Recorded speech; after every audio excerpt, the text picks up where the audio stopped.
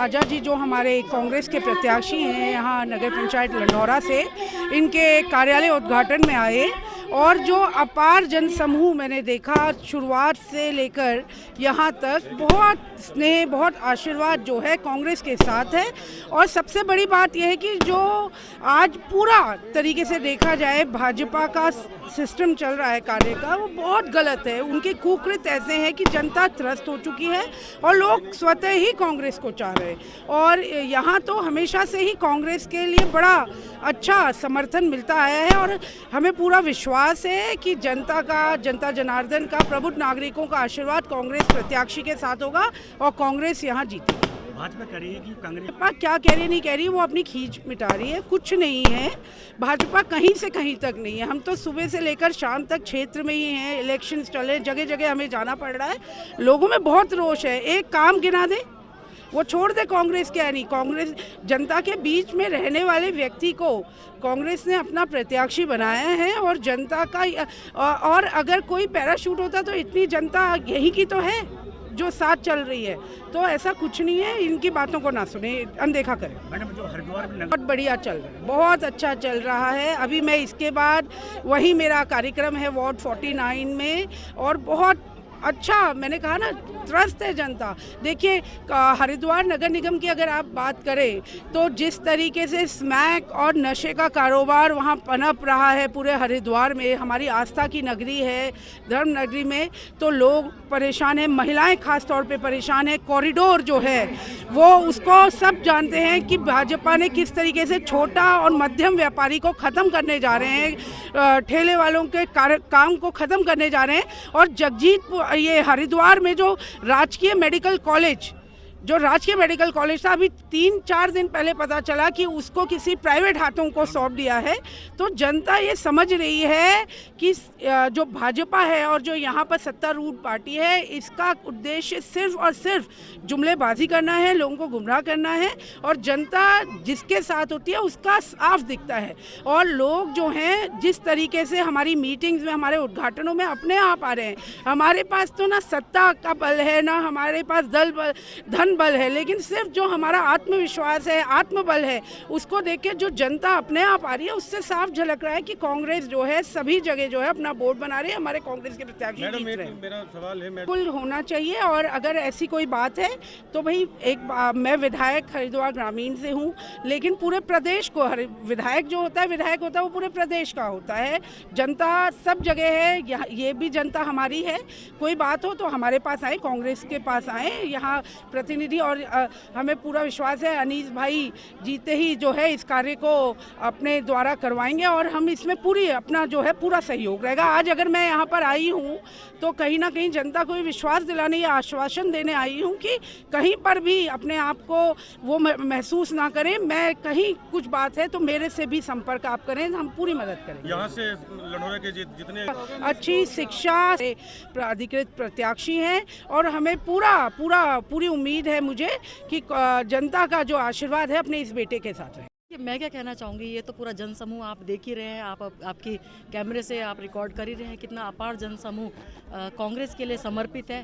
और निश्चित रूप से इस जो जनसमूह को ये कहकर मतलब निश्चित है कि ये समर्थन कांग्रेस के लिए है और निश्चित रूप से अब जो है ये कांग्रेस की। आज आप पहुंचे स्टार प्रचारक के रूप में। मैं गढ़वाल पर्यवेक्षक भी हूँ और सेवा दल की प्रदेश अध्यक्ष भी हूँ, तो मेरे को कैंडिडेट नहीं बुलाया है और एज ए गढ़वाल पर्यवेक्षक एक जिम्मेदारी बनती है कि पूरी गढ़वाल सीट में जाके दौरा करूं। उसी वजह से मैं लंढौरा की अवेयर है, खुद ही जागरूक है।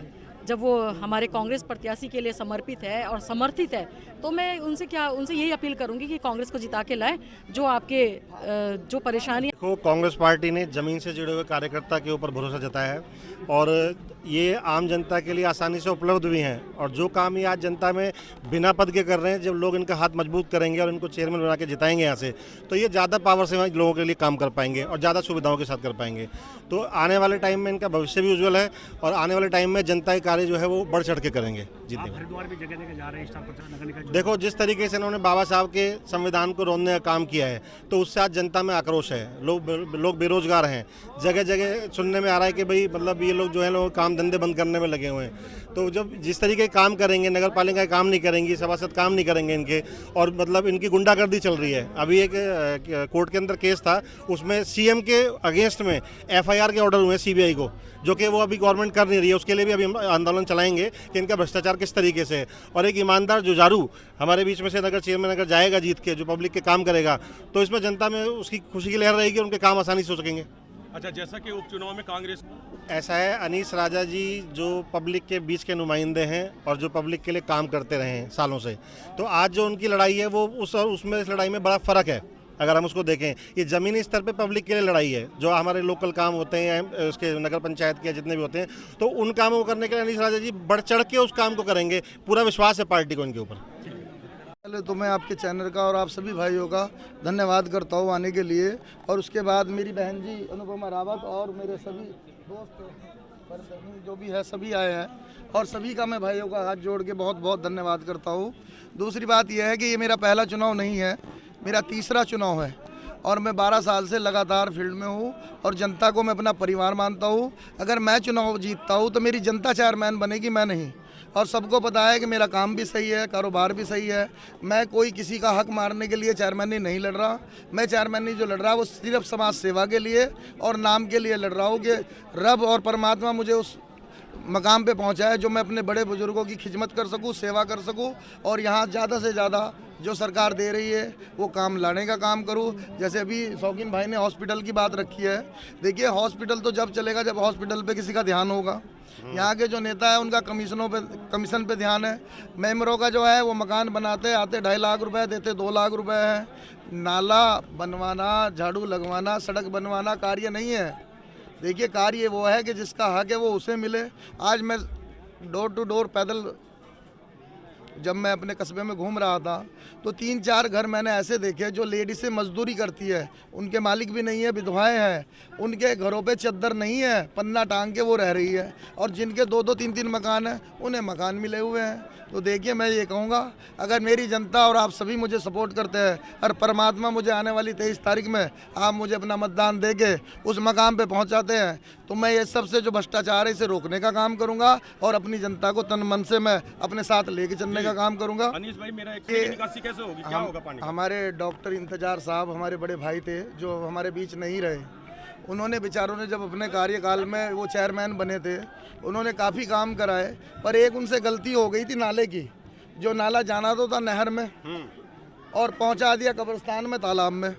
उसी की वजह से ये सारा पानी भरता है। जो गरीब जनता है उनके मकान जो है वो कम हाइट पे हैं, जैसे बारिश होती है जलस्तर बढ़ता है उनके घरों में पानी चला जाता है।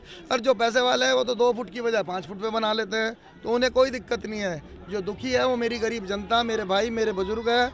सबसे पहले ये नाले का जो कार्य है जो इंतजार डॉक्टर साहब पे इल्ज़ाम लगा हुआ है, सबसे पहले देखिए शहजाद भाई भी आए, राम कुमार जी भी आए, बालू भाई भी आए, सब आए, लेकिन किसी ने उस काम पे कार्य नहीं दिया। सबसे पहले अगर मैं बनता हूँ तो ये जो जल भरने की समस्या है और हॉस्पिटल की और पढ़ाई की, यहाँ कोई एजुकेशन हब नहीं है, स्कूल कोई अच्छा नहीं है, तो जब हमारे ये जो बच्चे हैं वो कहाँ से कामयाब होंगे जब यहाँ पढ़ाई पे एजुकेशन पे कोई ध्यान ही नहीं है। तो सबसे पहले मैं वही काम करूँगा जो जनता को चाहिए। भाजपा कह रही है। अच्छा, ये जो रेडी पटरी वाले लोग बोलना चाहूँ, देखिए इसके प्रति तो क्या कहूँ, जब उस मकाम पे मैं पहुँचूंगा, गरीब आदमी के 3-4 काम होते हैं छोटे छोटे से, जैसे हॉल टैक्स है, ये 30, शौकीन भाई ने बताइए 30 रुपए की पर्ची है। बिजली के बिल है, जैसे 6 रुपए यूनिट या 4 रुपए यूनिट है, या तो 2 रुपए यूनिट हो जाए या कुछ भी यूनिट फ्री हो जाए, जैसे दिल्ली में करवा दिए थे। तो हमें उस मकाम पे पहुँचाओ, हमारी पार्टी को ये सब काम हो गए। भगवान ने चाहा, अल्लाह ने चाहा, हमारी पार्टी जो भी काम करती है वो किसी लालच में नहीं करती, तन मन धन से करती है।